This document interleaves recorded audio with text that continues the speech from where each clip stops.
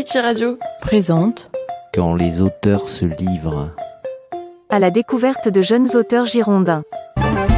rencontre avec Et je suis à présent avec Ariane Légal. On enchaîne les interviews dans ce salon du livre. Bonjour Ariane. Bonjour. Ariane, vous étiez, il me semble, de la professorat du yoga, de l'apprentissage de la discipline, et puis vous avez décidé d'en écrire un livre qui s'appelle Le yoga adapté pour les tout petits. Oui, voilà, entre autres. Entre autres, ouais, on va parler d'autres choses aussi. Pourquoi cette envie? C'était la volonté de montrer que c'est pas une discipline, un art qui est réservé aux adultes. Alors, il y avait de ça et j'avais besoin aussi d'aller un petit peu casser les idées reçues. On pense à tort souvent que le yoga, voilà, ça va être pour les personnes qui sont souples, pour les personnes qui sont calmes. Et en l'occurrence, pour moi, dans ma parentalité, dans mon travail aussi, puisque je suis auprès des jeunes enfants au quotidien, j'ai trouvé que le yoga aidait énormément. Et j'avais envie d'écrire un livre qui se consacrait aux enfants et aux enfants intérieurs et qui pouvait leur permettre d'y accéder facilement, justement en cassant ces idées reçues-là, en leur disant que c'était accessible, c'était pas forcément calme et que ça pouvait faire du bien à tous les enfants et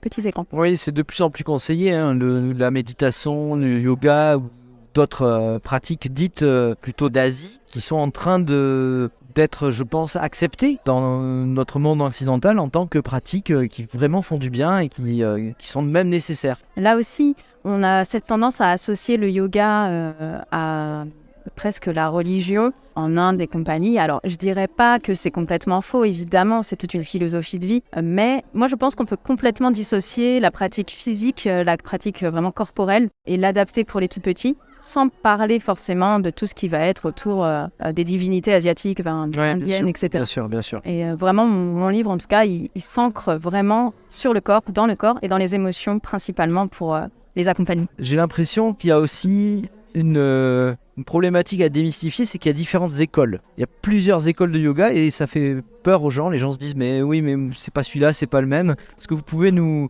donner une cartographie un petit peu de ces différentes écoles?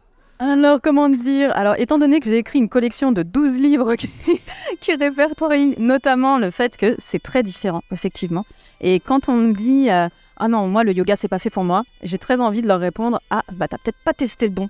Parce qu'effectivement, il y a ceux qui vont être super dynamiques, super physiques, et puis des qui vont être bien plus tranquilles. Il y a quand même un style de yoga qui s'appelle le yoga nidra, où on est juste allongé. Donc forcément, là, si tu as envie de bouger, c'est difficile. Maintenant, il y a aussi des yogas où on va faire tout le temps des postures hyper physiques sur les avant-bras en inversion, donc la tête en bas. Et donc ça dépend vraiment de quel genre de pratique on veut faire. Ouais, et le point commun entre tout cela, c'est d'allier la respiration avec les énergies du corps. Oui, alors là, en plus, on va parler par exemple d'énergie, de prana, de nidra, enfin voilà, tout ça. Les gens ils vont se dire « Oh là là, oh mon Dieu, qu'est-ce que c'est ?» Et ça va leur faire peur. Mais en vrai, c'est juste ça, c'est se connecter à son corps, respirer, ça peut... Moi, j'ai un peu envie de dire que c'est une forme de pratique sportive aussi, c'est juste comme ça, quand on fait des abdos, on se concentre aussi sur sa respiration, parce que sinon, on a un point de côté. Là, il y a un peu de ça aussi, sauf que on est tellement concentré sur la posture qu'on veut atteindre, parce que la nuance, elle est là, on n'est pas sûr de la répétition, etc. On est tellement concentré là-dessus qu'on accède au bien-être, on va dire, mais à travers un effort physique. Et c'est pour ça que c'est hyper adapté pour les enfants, parce que eux, ils sont tout le temps dans le corps, tout le temps dans le mouvement, surtout pour les émotions, qu'on a besoin de les traverser.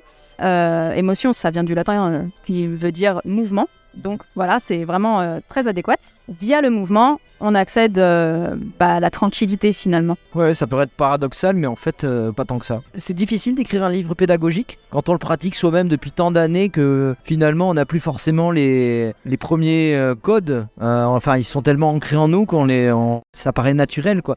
Oui, c'était vraiment pas évident parce que pour moi, ce qui me semblait entre guillemets facile, alors on va le dire vite, je fais pas partie de ces pratiquants qui ont accédé à une souplesse incroyable ou quoi. Donc moi-même, je suis constamment élève, constamment en exercice et je reste un petit peu dans une approche où je me dis que je suis la professeure de moi-même presque. Donc voilà, je parle un peu ma langue pour les personnes qui ont commencé comme moi de zéro. Et pour ça, c'est assez facile parce que je sais d'où je viens et je sais très bien quel genre de livre j'ai feuilleté où je me suis dit « Oh mon Dieu, je vais jamais pouvoir faire ça ». Alors que là, au moins je sais. C'est mon motif principal quand j'écris, c'est de me dire « Je trouve pas l'outil qui me parle à moi ». Et donc je vais l'écrire un petit peu pour les personnes comme moi qui s'y retrouvent pas. Pour écrire pour les enfants, on part aux sources. Et en plus, comme je disais, je travaille auprès des enfants, donc j'ai l'habitude aussi de m'adresser à eux. Et ça fonctionne plutôt pas mal. Il y a le côté illustratif aussi qui doit être particulier parce qu'il faut montrer les postures et tout ça. Comment vous avez procédé là ? Vous êtes pris en photo ? Vous avez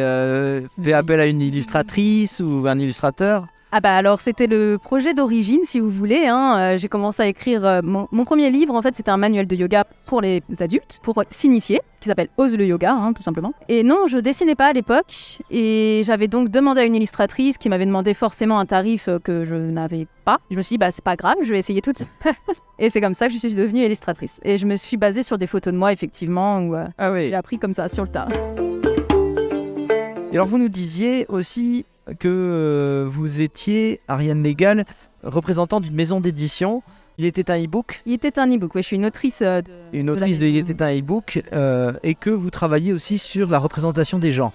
C'est ça. En fait, mon dernier né est un livre jeunesse, il s'appelle Lou et c'est tout. Et il parle de Lou qui se permet d'être pleinement Lou sans se mettre dans une case. Lou, elle aime ou il aime jouer au hockey. Lou, elle aime ou il aime porter des robes.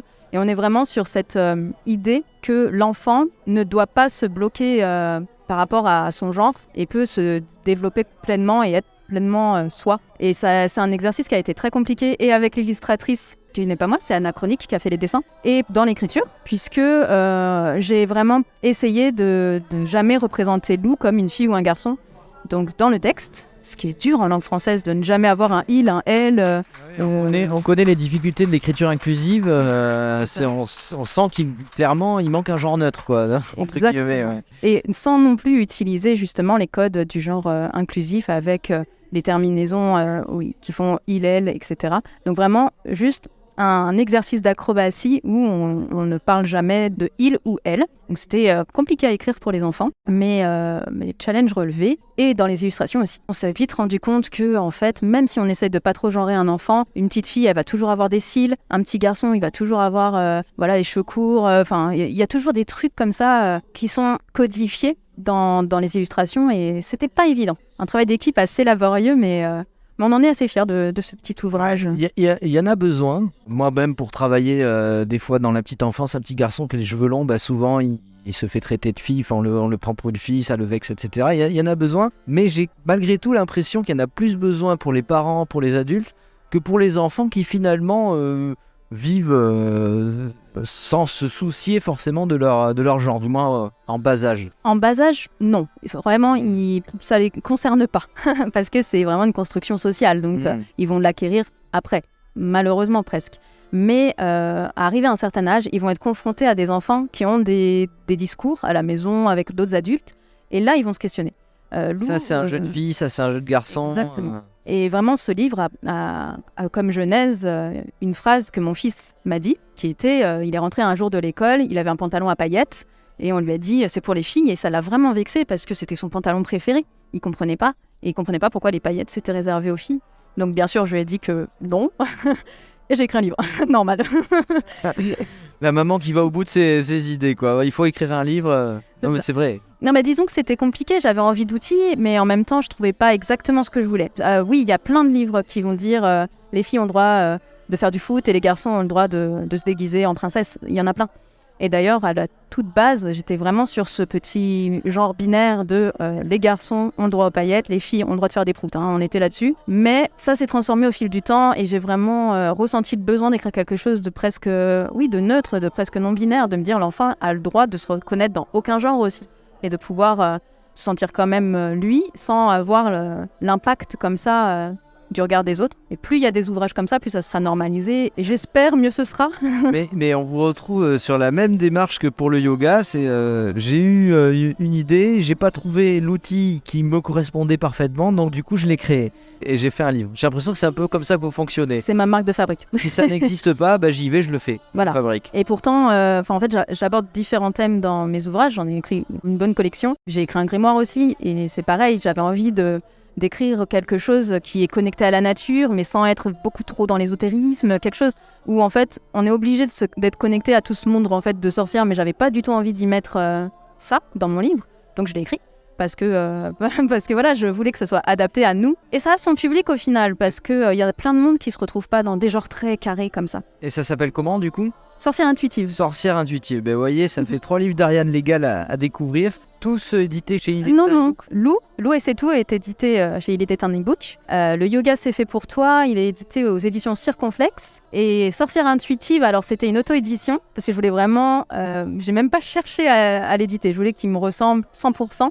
Puis finalement, j'ai été démarchée. Donc normalement, il devrait sortir dans l'année aux éditions Kiwi. Excellent, merci beaucoup Ariane.